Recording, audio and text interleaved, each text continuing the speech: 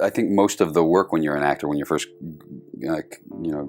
coming up, is the actual work is going in and auditioning. When you get the job is kind of the fun of it. Auditioning it's a part of the business, and it's the biggest part of the business, and you have to be good at it. And the way you get good at it is by doing it a lot. And the first few times I was horrific, and then bit by bit you get better. But there's certainly been directors and people that were really rotten to me when you've gone in and read. And I'm sure I was abrupt or mean with some others. That it's all about moods and stuff too. But there are certain people that like actors and certain people that don't. If they like actors, the auditions can be great. If they don't, sometimes there's always an element of humiliation when you're walking with a piece of paper going, "Please like me and let me read this for you."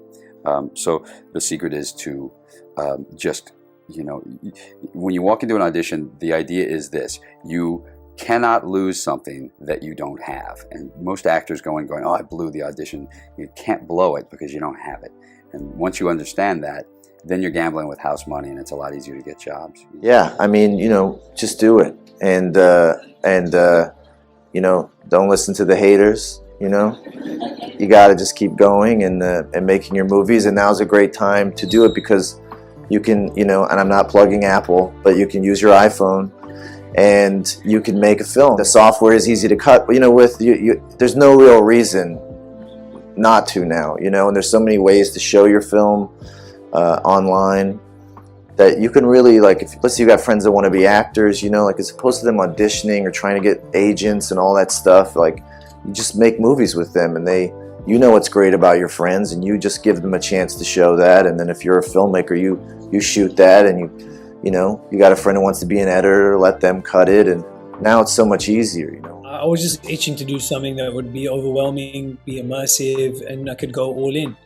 I was really grateful to have done some bigger projects than I was used to doing, and I'd certainly learned some new things and kind of stretched myself in some other ways there. But there's kind of nothing like doing a really ambitious project against the odds with not much time or resources that is really just about kind of character, the camaraderie on those projects, the challenge of it, the thrill of it. And I was just itching to do that and to kind of go back to stretching myself in that way after having done some more technical work on some of those bigger movies. So, you're always on some level looking for a collaborator you can really click with and look for stuff that is going to throw us off balance so that we can lose ourselves in it and feed our obsession, with this thing we do. And so, yeah, it was, I think, looking for that challenge and looking for that chemistry with a collaborator that really pulled me in.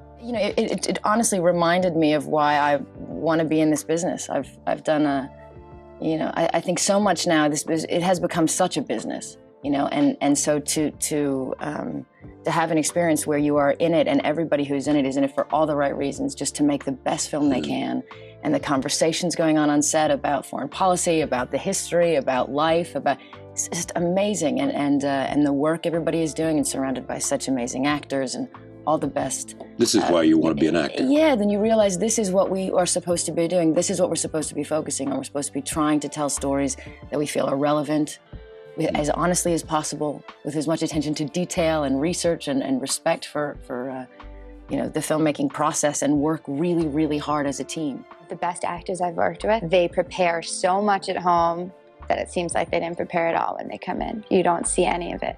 It's just coming so ready that you can play, you can be spontaneous, you can do all of that stuff, but all the work is done. The work is done before you get there. I am always confronted with that question, and I never have an adequate answer. I just know that my profession is writing. Mm-hmm. I can't live without writing, and so I write. I write chiefly for the stage, and the plays just begin. Very often at the end. Very often I'll write the end before I write the beginning. I don't do anything by plan. Mm-hmm. It just happens. I don't think one ever is completely satisfied, no. Because you realize that you've done best you can within the limits of your abilities. Mm-hmm. And then that work is complemented by the talents of the actors and the director and all the craftsmen that surround the play production. Mm-hmm. Who are the playwrights who have influenced you the most? Chekhov, of course. Mm-hmm. Strindberg, yes. Of modern playwrights, American playwrights. Oh, I love Harold Pinter's work. Mm-hmm. Yes, Harold Pinter of England. I can't think of any other that's influenced me in America. Mm-hmm. What about prose writers? Prose writers, I just do my own thing. I think because the audience tells you so much. The audience, I've always said you have to have an enormous eye and an enormous ear, because you have to watch terribly carefully about everything that's happening, but you also have to listen very, very clearly to everything that's happening out there. So that you slightly adapt things, or and that's what's so wonderful. Whereas in film, there's nothing I can do now about anything. It's there. It's out there. It's out there, and I'm going to get irritated by seeing and wishing I pressed other buttons. You know what? I always study. I was always studying something. Mm-hmm. I was in voice class, I was in dance class, even while I was in Broadway productions, in theatrical productions, I was always studying. And theater artists know that we have to continue to study. My first love is theater. Yeah. I love theater, and I love the disciplines of theater. And what I love most about theater is that theater is community. Oftentimes when the audience comes and they become engrossed in what they see, what isn't considered is the design team behind the scenes that created what you see in lighting, created what you see in costuming, created what you see in the way of scenic design. There's not the understanding that there's an entire administration behind the production that keeps everything moving, coordinated. There's so many facets to theater that just aren't readily understood. But if you take one thing away, you're really missing. Every time before I performed, I took a moment and I paused and I offered what I was about to do to the source of creativity. That the work that I was about to do became an offering. It changed the way I worked. It changed the way I felt about my work. And it changed the way audiences received it. Because now it was service. Life's journey is what it is for each of us. And I'm saying this to young hopefuls in the arts, whether it's music or theater or film or television or broadcast or whatever it is. Your journey is your journey. And don't compare it to someone else's, and don't think that something has to happen for you the way it happened for somebody else or the way you think it happened for somebody else. You give yourself completely to what you're doing because it's in you to do. Yes. You give yourself completely to your studies as a student because it's in you to do. The measure of excellence is judged by your commitment to your work. That's the measure of excellence.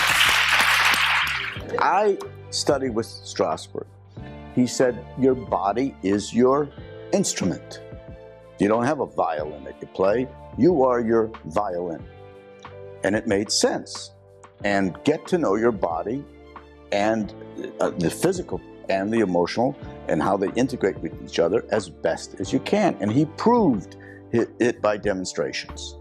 In other words, he had the song exercise, yes, no?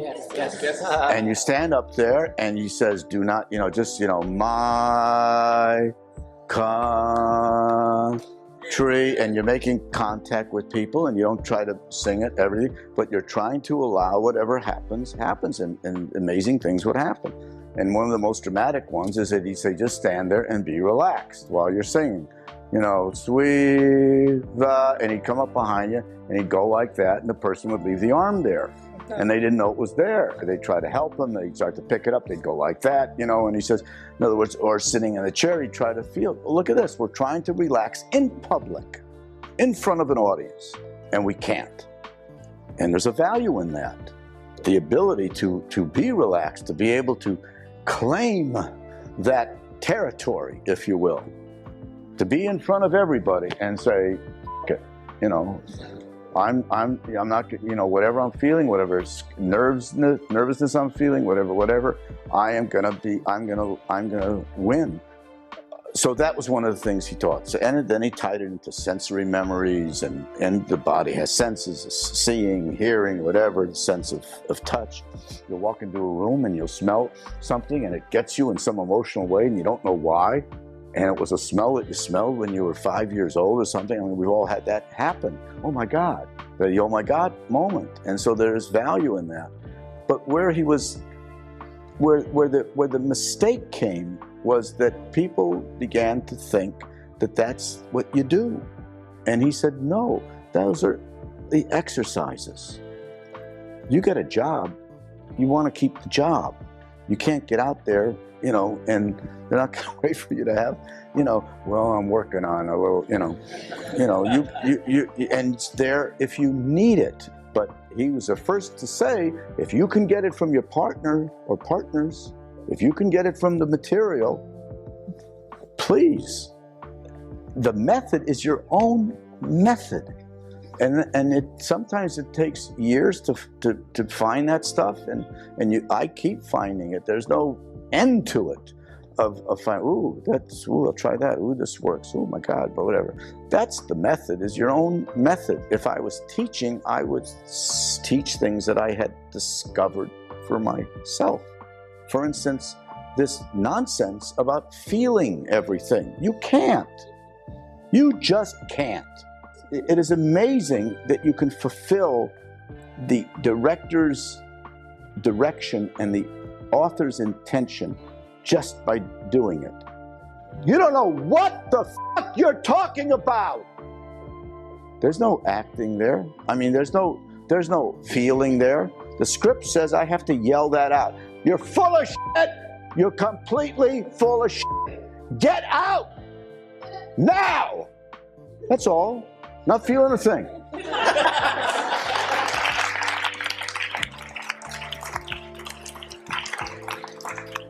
Takes me somewhere. They'll return it, right? Somebody will return it. It relaxes me. Ooh, that wasn't hard. And in life, many times, it doesn't have anything to, that's right, I'm telling you, yeah, that's right. You come near me, you touch my kid again, you're a dead man, okay? It's just said. It's just said, and that's it. And I'm not kidding. And that's the way it's done in life many times. There's no acting. There's no big thing.